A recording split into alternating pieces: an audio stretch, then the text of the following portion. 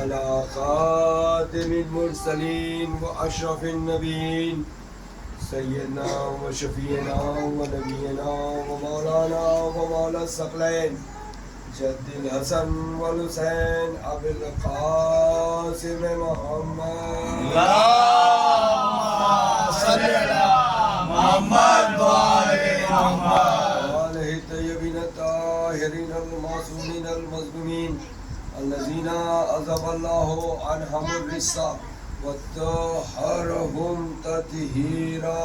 اللهم صل على محمد وآل محمد. أما بعد فقد قال الله في كتابه المبين وهو أصدق الصادقين. بسم الله الرحمن الرحيم.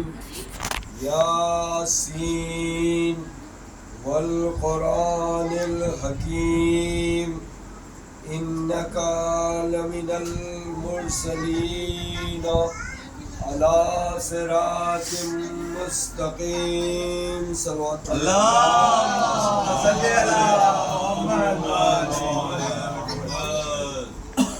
نشر مجالسوں کے دوران خمسہ مجالس مجھے پڑھنی ہے اسی عنوان پہ جس کا میں نے آپ سے وعدہ کیا تھا، تلاوت کلام پاک سورہ یاسین کی. یاسین والقرآن الحکیم مشہور و معروف سورہ، اور جو میں پہلے بیان کر چکا ہوں، کیونکہ ایک تھوڑی سی تمہیدی گفتگو اور پھر انشاءاللہ مجھے عنوان کو آگے بڑھانا ہے. اور آپ لوگوں سے میں یہ استدعا کر رہا ہوں کہ میرے حق میں بھی دعا کریے. بابا آپ نے کہا تھا دعا کے لیے، میرے حق میں دعا کریے کہ میری آواز میرا ساتھ دے تاکہ میں باقی جو دو مجلسیں اور پڑھنی ہیں انشاءاللہ. یہ میں نے دیکھا بھی ہے کہ آواز بھلے سے کتنی بھی پھنسی ہو، مگر جب میں ممبر پہ آ جاتا ہوں تو آواز کو تو خود اپنا ساتھ. یہ اعجاز ممبر ہے، یہ شہزادی کی عطا ہے اور یہ فرش عزا. اس سے پہلے میں اپنی بات کو آگے بڑھاؤں کیونکہ کچھ ذکر ایسا ہوا تھا تو میں نے کہا یہ بات کرتا چلوں. کربلا میں آپ نے شہداء کا نام سنا ہے، اور ایک ایسا شہید جو کہ مذہب اسلام پہ نہیں تھا، جو کلمہ گو نہیں تھا، اس کا نام خیر آپ سب کو معلوم ہوگا، وہب قلبی. ایک صلوات پڑھ دیجیے.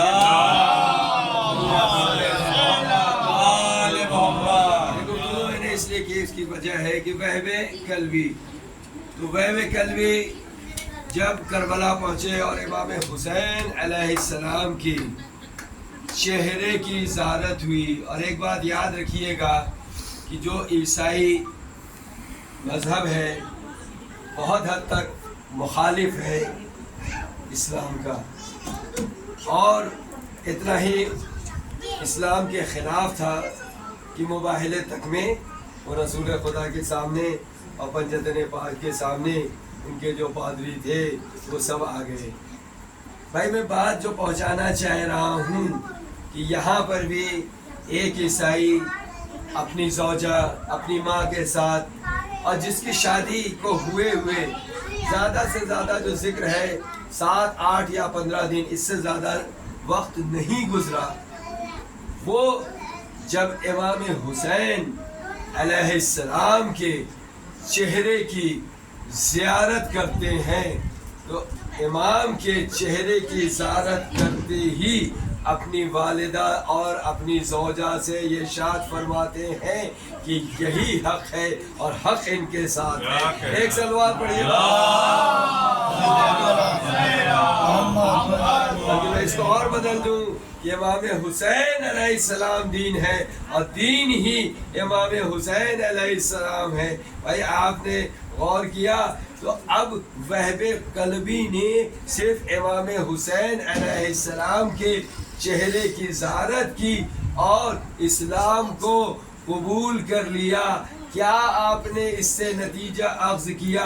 نتیجہ یہ ہے کہ جو امام حسین علیہ السلام کا چاہنے والا ہوگا، اسی طرح سے جیسے امام حسین کے چہرے کو دیکھتے ہی اس نے امام حسین علیہ السلام کے چہرے کو دیکھ کر کلمہ لا الہ الا اللہ محمد رسول اللہ پڑھ لیا اور اپنی شہادت دی۔ اور یہ بھی پتا ہے کہ جو چند سر امام حسین علیہ السلام کی طرف پھینکے گئے تھے ان میں سے ایک سر آپ کا بھی تھا۔ ایک صلوات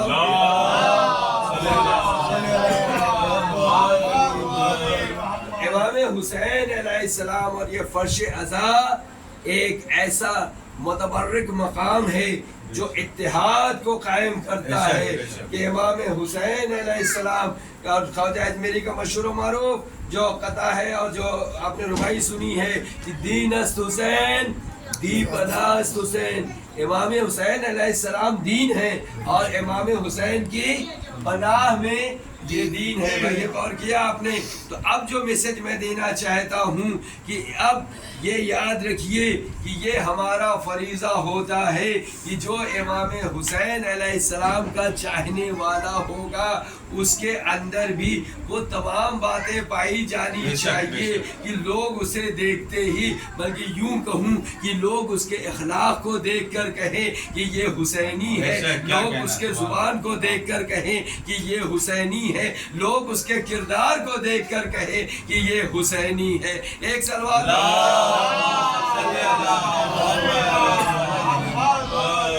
کہ بہو قلبی نے صرف امام حسین علیہ السلام کے چہرے مبارک کو دیکھا اور دیکھتے ہی کہا کہ یہی دین ہے اور یہی دین بھی ان کی پناہ میں ہے۔ تو یہ میں نے ذکر اس لیے کیا کہ تاکہ تھوڑا سا یہ سمجھ میں آ جائے کہ فرش عزا کا مرتبہ کیا ہے۔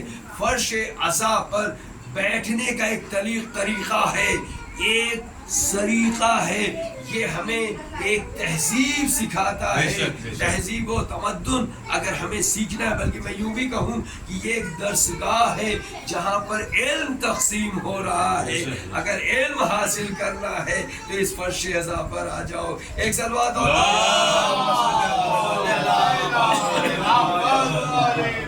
یاسین والقرآن الحکیم۔ میں نے صرف ابھی پہلی مجلس میں یاسین کے بارے میں آپ کو بتایا تھا، پھر دوسری مجلس میں نے دوسری آیت کا ترجمہ تھوڑی تفسیر بیان کی تھی۔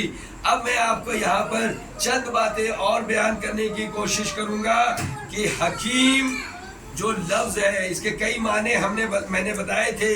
تو حکیم عقل کی صفت ہے، حکیم عقل کی صفت ہے۔ تو آخر قرآن مجید نے یہاں پر قرآن مجید میں سورہ یاسین میں اللہ نے یہ کیوں کہا والقرآن الحکیم؟ وہ چاہتا تو کوئی اور لفظ بھی استعمال کر سکتا تھا۔ میں یوں کہوں کہ ہم اسے حکمت کی کتاب بھی کہہ سکتے تھے، مگر اللہ نے اسے حکمت کی کتاب نہ کہہ کے قرآن حکیم کہہ کے یہ بتا دیا کہ یہ صرف حکمت کی کتاب نہیں بلکہ اپنے آپ میں یہ ایک زندہ معجزہ ہے۔ ایک صلوات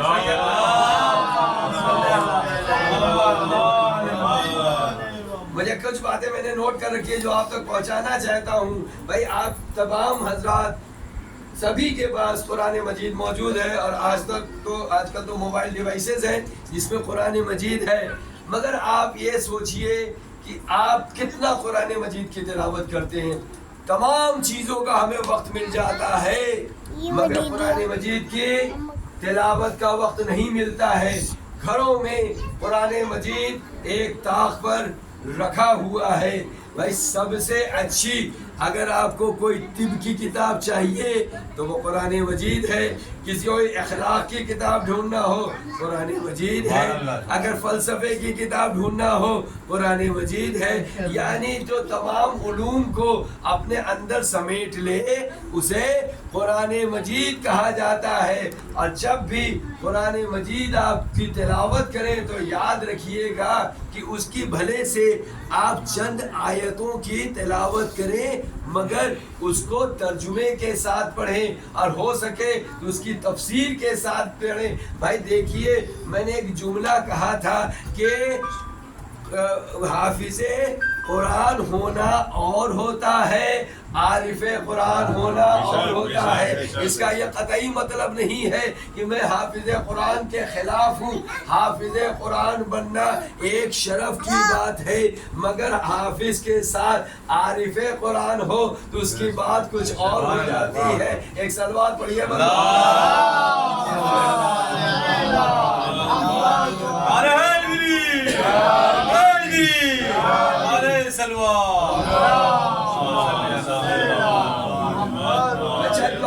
شنکر دیال شرما کی کوٹ کرنا چاہوں گا.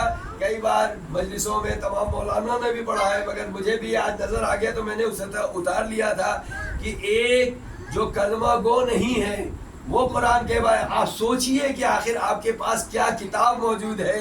انہوں نے ایک چھوٹی سی نظم لکھی تھی اور اسی نظم میں یہ ذکر کیا تھا کہ عمل کی کتاب تھی دعا کی کتاب بنا دیا، سمجھنے کی کتاب تھی پڑھنے کی کتاب بنا دیا، زندوں کا دستور تھا مردوں کا منشور بنا دیا، جو علم کی کتاب تھی اسے لا علموں کے ہاتھ دے دیا، جو مردوں کو زندہ کرنے آئی تھی اسے مردوں کو بخشوانے کی کتاب بنا دیا. ایک صلوات پڑھیے.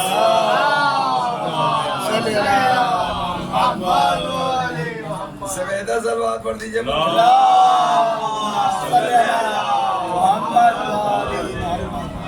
اور کیا آپ نے کہ یہ عمل کی کتاب تھی دعا کی کتاب بنا دی گئی، اور یہ جو کتاب تھی ہمارے لیے یہ صحیفہ یہ کتاب ایسی علم کی کتاب تھی جسے ہم نے صرف پڑھنے کی کتاب بنا دی. اس لیے میں نے کہا حافظ قرآن ہونا کوئی بڑی بات نہیں ہے بلکہ انسان کو عارف قرآن ہونا چاہیے. ایک اور صلوات پڑھیے.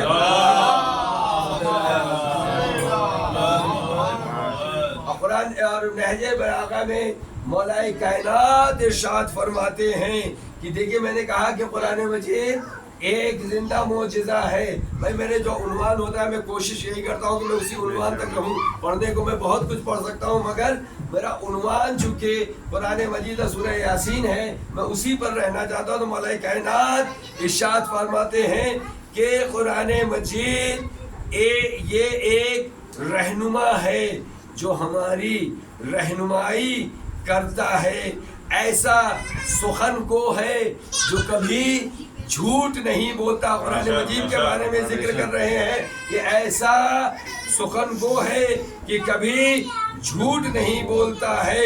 قرآن ناصح ہے، قرآن ہادی ہے، قرآن شفا ہے، قرآن شفاعت کرنے والا ہے. بلکہ میں یوں کہہ دوں کہ قرآن صامت کے لیے قرآن ناطق بول رہا ہے کہ ذرا اس کتاب کو بھی تو سمجھ لو. ایک صلوات پڑھ دیجیے.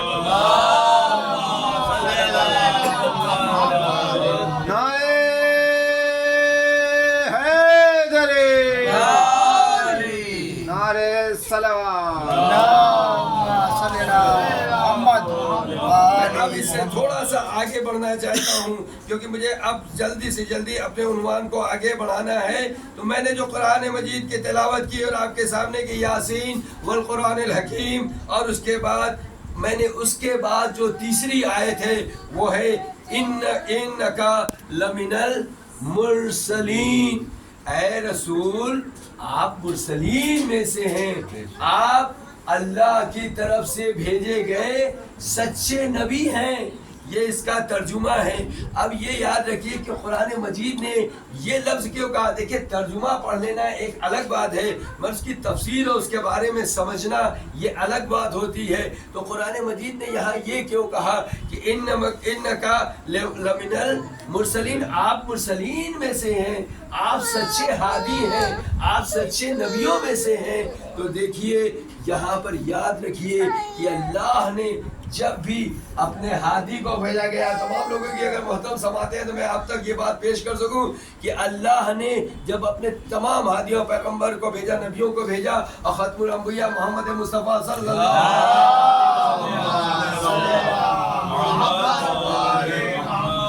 تو لوگ رسول خدا کی تکذیب کرتے تھے اور بلکہ یہ کہتے تھے نہ تو نعوذ باللہ آپ کے پاس کوئی وحی آتی ہے، نہ تو جبریل امین آتے ہیں، نہ تو قرآن نازل ہو رہا ہے۔ بھئی یزید ملعون بھی تو یہی کہہ رہا تھا نا کہ نہ تو کوئی قرآن آیا، نہ تو پیغمبر آیا، نہ تو کوئی وحی آئی، یہی تو مسئلہ تھا۔ بہرحال جو وہ تکذیب کرتے تھے رسول اللہ کے بارے میں، اور دیکھیے کہ جب آپ کتابوں کا مطالعہ کریں گے تو آپ کو پتہ چلے گا کہ سب سے اشرف نبی ہمارا آخری نبی ہے، سردار انبیاء ہے، اشرف النبی ہے، آپ کو پتہ ہے نا بھائی۔ تو قرآن یہ کہہ رہا ہے، تمام باتوں میں یہ ظاہر ہے کہ جتنا بھی ظلم آخری نبی پر ہوا اتنا ظلم کسی اور نبی پر نہیں ہوا۔ مگر آپ تاریخ کی کتابوں کو اٹھا کر دیکھیں تو آپ کو کہیں زیادہ ظلم نہیں نظر آئے گا۔ اور اگر آپ دیکھیں تو کہ بھائی لوگوں کی کتابوں میں بس ایک ہی حدیث چلی آتی ہے کہ رسول اللہ جب گزرتے تھے تو کوڑا پھینکا جاتا تھا۔ ارے اس کا بھی تو تذکرہ کرتے چلو کہ جب رسول اللہ گزرتے تھے تو تیر بھی چلائے جاتے تھے، جب رسول اللہ چلتے تھے تو پتھر بھی مارے جاتے تھے، جب رسول اللہ چلتے تھے ان کے راستے میں کانٹے بھی بچھائے جاتے تھے۔ اور جس طرح سے جناب نوح کا ذکر ہوا ہے کہ جناب نوح پہ اتنا ظلم کیا جاتا تھا کہ جناب نوح کو اتنا پتھر مارا جاتا تھا کہ وہ پتھروں کے ڈھیر میں چھپ جایا کرتے تھے، اور جناب جبریل امین آتے تھے اور اس پتھر کو ہٹاتے تھے۔ تو جناب نوح اپنے قوم پر نوحہ پڑھتے تھے، تو نوحہ پڑھنے کی وجہ سے جناب نوح کا نام نوح پڑا تھا، نہیں تو ان کا نام اصل نام عبد الغفار تھا۔ مگر چونکہ اتنا نوحہ پڑھتے تھے کہ ان کا نام نوح ہو گیا۔ ایک بات کہہ کے گزر جاؤں، اس بات سے یہ بات تو ثابت ہو گئی کہ نوحہ پڑھنا نبی اور انبیاء کی سیرت ہے، اور نوحہ پڑھنے والوں پر پتھر پھینکنا کس کی سیرت ہے؟ ایک سلوات پڑھ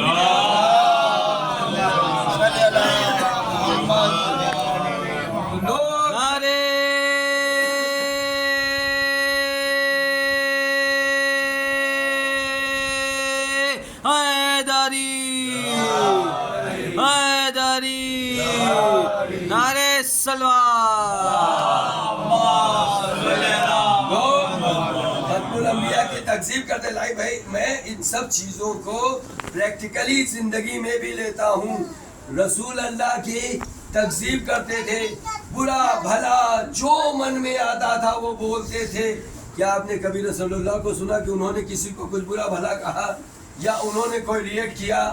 نہیں، تکذیب کرنے۔ اور یہاں تک کہ قرآن مجید نے بھی یہی میں سمجھانا چاہ رہا ہوں کہ اس آیت میں قرآن مجید میں کہ آپ مرسلین میں سے انکا لمن المرسلین، لوگ رسول خدا کی تکذیب کر رہے ہیں، مگر قرآن کیا کہہ رہا ہے کہ اے رسول آپ مرسلین میں سے ہیں۔ بلکہ قرآن کو بھی ان کے بدلے میں جواب دینا چاہیے تھا، مگر قرآن کہہ رہا ہے کہ آپ مرسلین میں سے ہیں۔ تو یہاں پر قرآن کا جواب نہ دینا اس بات کو ثابت کرتا ہے کہ قرآن مجید ان لوگوں کو رسول کے برابر ہی نہیں سمجھتا تھا جو رسول کی تکذیب کیا کرتے تھے، بلکہ قرآن نے یہاں پر مرسلین نے کہہ دیا کہ جو تکذیب کرتے ہیں ان سے رسول آپ کا کیا مقابلہ، آپ کا مقام بہت زیادہ بلند ہے اور ان کا مقام اتنا پست ہے کہ ان کا ذکر بھی نہیں کیا جا سکتا۔ ایک سلوات پڑھیے، ان کا ذکر بھی نہیں کیا جا سکتا۔ اب یہ وجہ کیا تھی کہ یاد رکھے جو بھی اس دور میں سردار تھے، چاہے ابو لہب تھے، ابو جہل تھا یا ابو سفیان تھا، یہ سب کے سب کیا تھا ان کے اندر حسد موجود تھا۔ حسد बुरी चीज है। आप याद रखिए कि अरबी में दो लफ्ज इस्तेमाल होता है, एक होता है हसद और दूसरा होता है गिबता। हसद होना बुरी चीज है मगर गिबता होना उतनी बुरी चीज नहीं है। भाई मैं अगर मान लीजिए कि आफ्ताब साहब से हसद रखता हूँ तो ये बुरी चीज है, क्योंकि मैं हसद में इनके लिए बुरा सोचूंगा और इनके लिए बुरा करना चाहूंगा। मगर मैं गिबता रखता हूँ किसी और से तो अब इसका मतलब ये गिबता का होता है। मिसाल के तौर पे शाहिद साहब अगर बहुत अच्छे अशार पढ़ रहे हैं तो मैं ये सोचूं कि काश मैं भी इतने अच्छे अशार पढ़ लेता, तो ये कहलाता है गिबता। यानी मैं अपने आप को उस मकाम पर रखना चाहता हूँ। भाई अब आप इस बात पे गौर करिएगा कि जब महशर होगा, क़यामत का रोज होगा, अल्लाह इंसाफ करेगा, उस वक्त मौला हजरत अब्बास अलैहिस्सलाम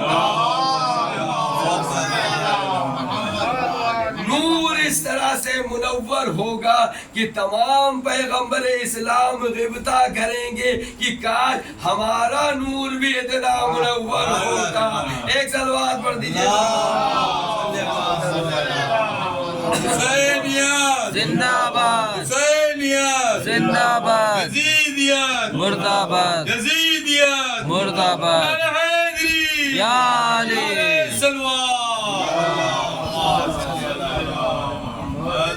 बस तमाम उन्वान को छोड़ते हुए मैंने कहा था ज्यादा वक्त नहीं लूंगा, बस 10 से 15 मिनट और मजलिस तमाम। और इसी में मैं मसाइब भी पढ़ना चाह रहा हूँ। मैंने जिक्र मौला हजरत अब्बास अलैहिस्सलाम के किया और इसकी वजह भी थी कि आज मुझे एक उस शहजादी का फजाइल और मसाइब भी पढ़ना है जिसको हम जनाबे सकीना कहते हैं, क्योंकि मैंने सोचा था कि इन खबसे मजालिस में एक रोज मैं शहजादी के मसाइब जरूर पढ़ूंगा। और इस मजलिस को पढ़ने के वजह भी एक थी और मैं एक जिक्र भी करना चाहूँगा कि शायद मैंने कुछ लोगों से ये जिक्र किया था कि जब मैं जनाबे सकीना के रोज़े पे शहजादी के फ़ज़ाइल और मसाइब पढ़ रहा था तो जाहिर सी बात है कि वो माहौल एक अलग था। सामने शहजादी का रोज़ा था, शहजादी की तुरबत थी, लोग गिरिया भी कर रहे थे और वहाँ पर अरब भी थे, अजम भी थे, दुनिया के तमाम लोग मौजूद थे। और जो मेरे साथ एक मोजिज़ा हुआ मैं उसको आपके सामने बयान करना चाहता हूँ कि जैसे ही मैं शहजादी का मसाइब पढ़ के बैठा उसी वक्त एक अरब शहजादी के रोज़े के पास से सामने आया और आने के बाद उसने मेरे हाथ में कुछ रखा। जब मैंने अपनी मुट्ठी को खोला तो देखा एक छोटी सी गुड़िया थी, छोटा सा पैकेट था। मैंने उससे पूछा तो उसने जो जवाब दिया कि ये हदिया है और ये असल खाके शफा है। ज़रा तसव्वुर कीजिए कि शहजादी का मसाइब पढ़े और तोहफे में असल खाके शफा इमाम हुसैन की मिल जाए। एक सलवात और जो मैंने आयत ली थी वहाँ पर सरनामा उन्वान, चुकी मेरा अभी मजलिसों का उन्वान अलग था मगर आज मैं उस आयत को भी कोट करना चाहूँगा। सूरह फतह की ये आयत है कि हुवल्लज़ीना अंज़ला सकीना फी क़ुलूबिल मोमिनीन, इसमें सकीना लफ्ज़ का इस्तेमाल हुआ है और खुदावंदे आलम इरशाद फरमा रहा है कि वही अल्लाह है, वही परवरदिगार है जो मोमिनीन के दिलों को सुकून अता करता है। मोमिनीन के दिलों को अल्लाह ही वो ज़ात है जो मोमिनीन के दिलों को सुकून अता करता है। इंशाल्लाह मैं तफसीर और कुरान में इसके बारे में बाद में पढ़ूंगा, पर आज मैं थोड़ा सा जिक्र कर लूँ क्योंकि थोड़ा वक्त लगेगा कि वो अल्लाह ही है जो इंसान के दिलों को सुकून अता करता है। अल्लाहु अकबर। भाई देखिए इंसान कि ये फितरत है कि वो सुकून हासिल करना चाहता है और सुकून हासिल करने के लिए कभी इंसान पहाड़ों पर जाता है, कभी इंसान किसी और मकाम पर जाता है, कभी इंसान मुसाफिरत करता है, दूरियां तय करता है। किस लिए? ताकि उसे सुकून हासिल कर मिल जाए। हैदर भाई भी देखिए यहाँ पर कोटा की सरजमीन पे आए, हम लोग भी किसी और मकाम पे थे मगर कोटा की सरजमीन पे आए। तो इन सब के पीछे कुछ वजह وجوہات ہوتی ہیں. انسان سکون ڈھونڈنے کے لیے مصافحت کرتا ہے اور اللہ نے ہمارے لیے 1,24,000 پیغمبر کو بھیجا, پھر ختم الانبیاء کو بھیجا, پھر ائمہ طاہرین کو بھیجا. اور جب ائمہ طاہرین کو بھیجنے کے بعد ہمارے لیے ایک اور سکون کی جگہ بنا دی. یعنی جب ائمہ طاہرین اس دنیا میں نہیں رہے تو ان کے روضوں کو بنا کر ہمارے لیے سکون کی جگہ بنا دی. ارے چلیے آپ اگر روضے تک بھی نہ پہنچ سکے تو ایک اور سکون کی جگہ بنا دی. بی بی سیدہ نے اس فرش عزا کو باندھ کر یہ بتا دیا کہ یہ سکون کی جگہ ہے. ایک صلوات خدا کہہ رہا ہوں کہ جو سکون فرش عزا پر ملتا ہے ایسا سکون کہیں نہیں ملتا ہے. کیونکہ میں ظاہر میں آپ لوگوں کے لیے ہمیشہ دعا کرتا ہوں کہ مولا آپ تمامی حضرات کو ظاہر امام حسین علیہ السلام, ظاہر 14 معصومین علیہ السلام, ظاہر جناب سکینہ, جناب زینب معصوم بنائے. ایک صلوات پڑھیے.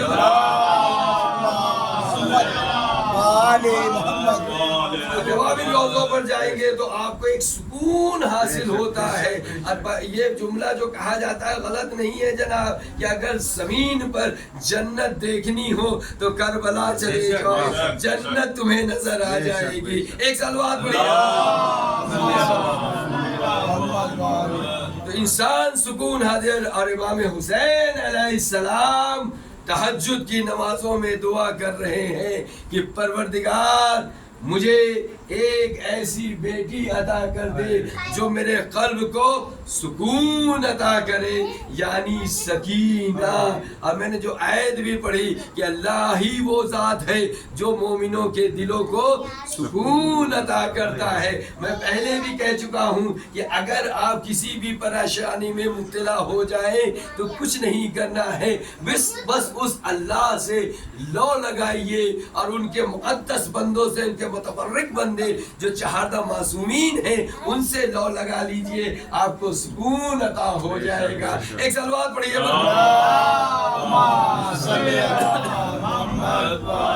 امام حسین علیہ السلام نے اسی طرح سے جناب سکینہ کو تہجد کی نمازوں میں مانگا جس طرح سے مولا کائنات نے شب کی نمازوں میں, تہجد کی نمازوں میں مولا حضرت عباس علیہ السلام کو مانگا تھا. مولا عباس کو مولا کائنات مانگ رہے ہیں, مولا جناب سکینہ کو امام حسین علیہ السلام مانگ رہے ہیں. اور یہ دونوں دو اماموں کی دعاؤں کا اثر ہے. ایک امام کی دعا کا اثر حضرت عباس ہے, ایک امام کی دعا کا اثر جناب سکینہ ہے. اسی لیے جب ہم ذکر کرتے ہیں جناب سکینہ کا تو حضرت عباس علیہ السلام کا بھی ذکر کرتے ہیں. ایک صلوات اور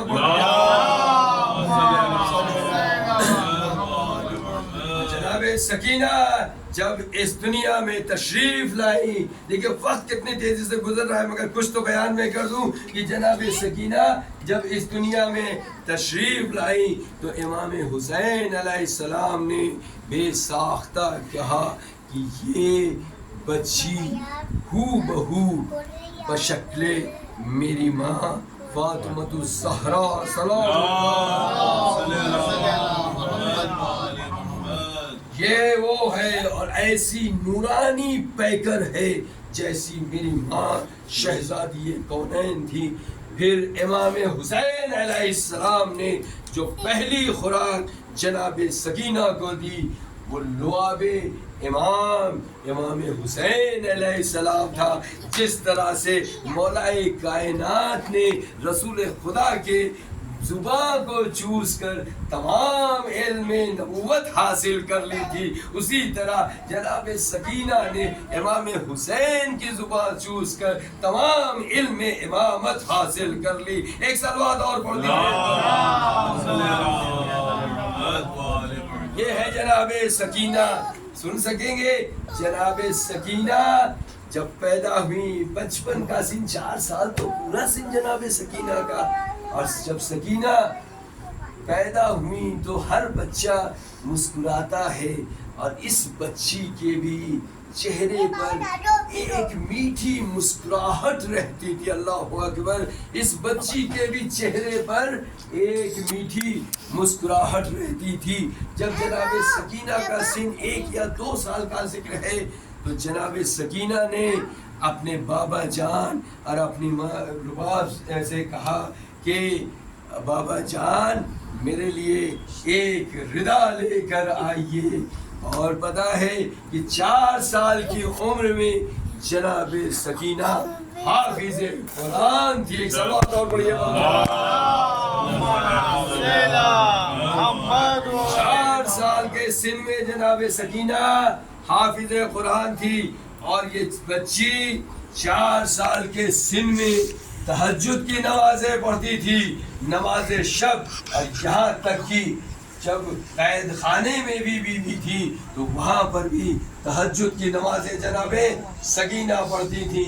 جناب سکینہ کو جب پیاس کا غلبہ ہوتا تھا, جب جناب سکینہ کو پیاس کا غلبہ ہوتا تھا تو سب سے پہلے مولا عباس آگے بڑھتے تھے اور جناب سکینہ کے لیے ایک پیالے میں پانی لے کر آتے تھے.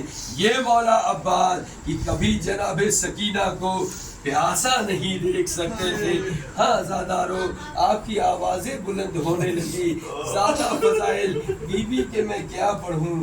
ہاں وہ وقت بھی آیا کہ امام حسین علیہ السلام نے جناب سکینہ کو اپنے پاس بلایا اور کہا اے سکینہ یاد رکھو کہ میں سب سے زیادہ محبت اپنے اللہ سے کرتا ہوں. میں تم سے اتنا جاننا چاہتا ہوں کہ کیا تم مجھ سے محبت کرتی ہو. کہا بابا جان میں آپ سے بے حد محبت کرتی ہوں. کہا بس اتنا یاد رکھنا میری بچی کہ اگر اس اللہ کی خاطر مجھے تمہیں قربان کرنا پڑے تو کیا قربانی دو گی. جناب سکینہ نے کہا بابا جان آپ نے مجھے لعاب ذہن دیا, میں ہر امتحان سے گزر جاؤں گی. اللہ اکبر. جب وعدہ امام حسین نے سکینہ سے لے لیا, ہاں وہ وقت بھی آیا. امام حسین علیہ السلام رخصت ہو رہے ہیں. بیان کرتا ہے کہ امام پر 4 وقت ایسے تھے جو بہت بھاری تھے. پہلا وقت وہ تھا کہ جب علی اکبر شہید ہوئے. دوسرا وقت وہ تھا جب عباس نے ندا دی. تیسرا وقت وہ تھا جب امام حسین علیہ السلام علی اللہ اکبر. مگر راوی بیان کرتا ہے کہ ایک اور وقت ایسا تھا جو میں جسے دیکھ کر میں بھی تڑپ گیا. ہاں یہ وہ وقت تھا کہ جب امام رخصت ہو کر جا رہے تھے, جناب سکینہ ذوالجنا کے قدموں سے لپٹ گئی. اے بابا آپ جا رہے ہیں. سکینہ کس کے سینے میں سر رکھ کر سوئے. اجرکم من اللہ, اجرکم من اللہ. رو لیجئے جناب سیدہ موجود ہے, رومال میں اشک سبو رہی ہے. عزادارو آپ نے تمام مصائب سنے ہیں مگر سنیے جب شام غریبانہ بیویوں کے سروں سے چادر چھینی گئی, سکینہ کی بھی چادر چھینی گئی. مگر صرف چادر نہیں چھینی گئی, کانوں سے گوشوارے چھینے گئے. گوشوارے چھینے ظالم نے یوں گوشوارے چھینے. ارے چھوٹی سی بچی کے کان زخمی, خون روادار بچی نشے میں گئی. مصائب سنا ہے آپ نے. اور جب جناب زینب نے بلایا, امام حسین نے کہا زینب آہستہ بولو, آہستہ بولو, بڑی مشکل سے میری بچی میرے سینے پہ سر رکھ کے سوئی ہے. اجرکم من اللہ. میں وہ تفصیل کیسے بیان کروں. آپ نے مقتل میں بھی پڑھا ہوگا، مجلسوں میں بھی سنا ہوگا، ارے امام حسین کے جسم پر اتنے تیر تیروں پہ معلق تھا، کوئی جگہ موجود نہ تھی جہاں کوئی اور تیر لگتا۔ آخر کس طرح سے اس بچی نے اپنا سر امام کے سینے پہ رکھا ہوگا۔ آزاداروں قافلہ آگے بڑھا، ابھی یہ وہی ایام ہے کہ کربلا سے کوفہ ہوتے ہوئے اب یہ قافلہ شام کی جانب جا رہا ہے۔ عزاداروں وہ وقت آیا، قافلہ ایک جگہ رکا، مصائب سنیے۔ جناب سید الساجدین نے کہا میری بہن سکینہ میرے پاس آؤ، میرے پاس آؤ، دیکھو میرے پیروں میں خار ہے، میرے پیروں میں کانٹے چبھے ہیں۔ ارے جناب سکینہ آگے بڑھی، ننھے ننھے ہاتھوں سے جناب سید الساجدین کے پیروں سے خار کو نکالنا شروع کیا۔ جب سکینہ خار نکال چکی، ایک بار امام کی طرف دیکھا، اے بھیا سید الساجدین میرے پیروں میں بھی خار ہے، ارے میرا مظلوم امام، ہاتھوں میں ہتھکڑی، پیروں میں بیڑیا، ارے چاہا خار نکالے ایسا دوغ تھا۔ امام کی گردن میں بیوہ بچی نے کہا اے بھیا میں اس خار کے ساتھ ہی سفر طے کروں۔ آزاداروں خدا آپ کو کسی غم میں نہ رلائے۔ جب آپ زیارت میں جائیں گے جناب سکینہ کی تربت کو دیکھیں گے، بڑی چھوٹی سی تربت ہے، بس تصور کیجئے جب 12 گلے بندے ہوں ارے یہ بچی چھوٹی بیویاں جب گلے ہوتی تھی، رسن کشتی تھی، سکینہ دعوات دیتی، وہ بھی جان میرا گلا بس رہا ہے، رسن میرے گلے میں ہے۔ آزاداروں بس آخری مصائب سن لیجئے، مجلس تمام ہو رہی ہے۔ جناب سکینہ گریہ کر رہی تھی، اتنی گریہ کی کہ یزید ملعون نے پوچھا کہ یہ بچی اتنا گریہ کیوں کر رہی ہے؟ لوگوں نے کہا اسے اپنے بابا کی یاد آتی ہے، کہا سر حسین کو بھجوا دو۔ ارے سر حسین آیا، جناب سکینہ نے گود میں لیا، اے بابا جان، اے بابا جان۔ ارے جب میرا چچا باپ شہید ہو گیا، مجھے تعزیت مجھے تماچے مارے گئے، اے بابا جان میں آپ کے سینے پہ سوتی تھی، مگر سکینہ کی اب پسلی ڈھونڈی ہوئی، اے بابا جان آئے مدینے میں جناب سیدہ کی پسلیاں ڈھونڈی، شام میں جناب سکینہ کی پسلیاں ڈھونڈی۔ بابا جان اب سکینہ سے ظلم برداشت نہیں ہوتا، ارے امام حسین کا سر گیا۔ جناب زینب نے سکینہ کو گود میں لیا، ارے بچی کا سر ڈھلکا، جناب زینب نے سر کو پیٹا، اے رباب تیری کمائی شام کے قید خانے میں لٹ گئی۔ جناب سکینہ نے قید خانے میں اپنے دم کو توڑا۔ آئیے وہ بچی جسے وطن جانے کا ارمان تھا، وہ وقت آیا جب قیدی رہا ہوئے، اہل حرم رہا ہوئے، سب کو تو رہائی مل گئی، مگر جناب سکینہ آج بھی قید خانے میں ہائے سکینہ ہائے سکینہ اے رباب تیری ایک کمائی کربلا کے میدان میں لٹ گئی ایک بیٹی زندان شام میں علی لعنت اللہ علی قوم الظالمین